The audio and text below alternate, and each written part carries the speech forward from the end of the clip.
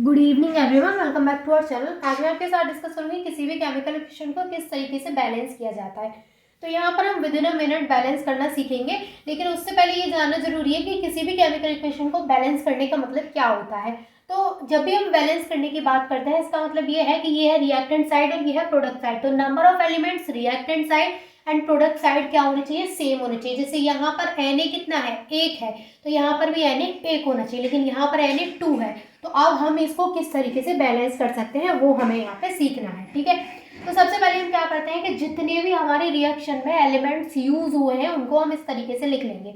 जैसे पूरी रिएक्शन में सोडियम यूज हुआ है, ऑक्सीजन यूज हुआ है, हाइड्रोजन यूज हुआ है एंड SO4 यहाँ पे ये यूज हुआ है, सल्फेट, ठीक है। इसके अलावा तो कोई भी एक भी एलिमेंट ऐसा नहीं है जो इसमें एक्स्ट्रा हो। दोनों साइड सिर्फ इतने ही, यानी कि 4 एलिमेंट यहाँ पे टोटल प्रेजेंट है। अब हम सबसे पहले क्या करेंगे कि यहाँ पर मैंने लिखा है रिएक्टेंट और यहाँ पर मैंने लिखा है प्रोडक्ट। तो सबसे पहले हम चेक करेंगे कि जो Na है वो रिएक्टेंट साइड कितना है।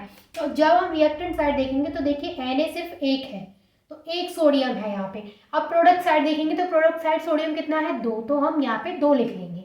अब ऑक्सीजन देखेंगे, रिएक्टेंट साइड ऑक्सीजन कितना है, 1। अब हम प्रोडक्ट साइड ऑक्सीजन देखेंगे तो वहां भी कितना है, H2O के पास सिर्फ 1 ऑक्सीजन है। अब हम हाइड्रोजन देखेंगे रिएक्टेंट साइड, तो 1 हाइड्रोजन ये है, 2 ये है, 3 हाइड्रोजन है। अब प्रोडक्ट साइड हाइड्रोजन देखेंगे तो यहाँ पर कितने हाइड्रोजन है, 2 हाइड्रोजन है, ठीक है। SO4 की बात करें, SO4 कितना है, इस वाली साइड रिएक्टेंट साइड 1 है और प्रोडक्ट साइड भी 1 है।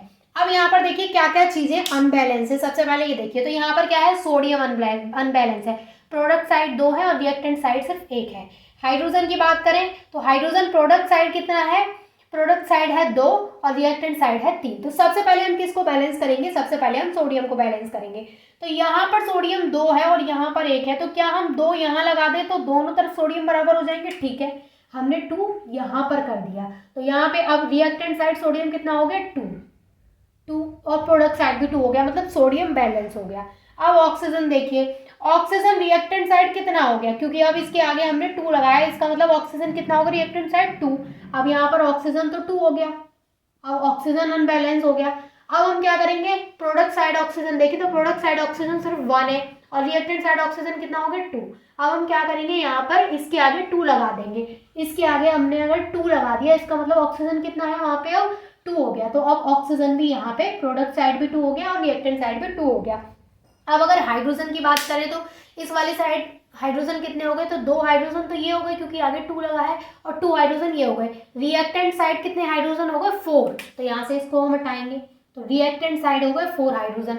अब हम प्रोडक्ट साइड में हाइड्रोजन चेक करेंगे तो यहाँ पे 2 2 जा 4, क्योंकि 2 आगे लगा है तो 4 यहाँ हो गए हाइड्रोजन। अब यहाँ पर SO4 कितना है, रिएक्टेंट साइड सिर्फ 1 और प्रोडक्ट साइड भी 1।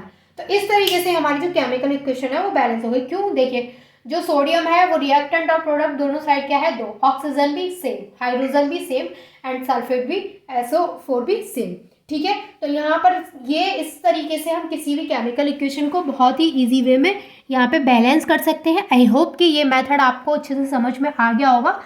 आप बहुत सारी रिएक्शंस लीजिए और इसी तरीके से उनको सबको बैलेंस करके देखिए, बहुत ही इजी तरीका है और आप कर भी सकते हैं, ठीक है। अगर कोई डाउट है तो वो आप मुझसे पूछ सकते हैं and thank you so much for watching this video.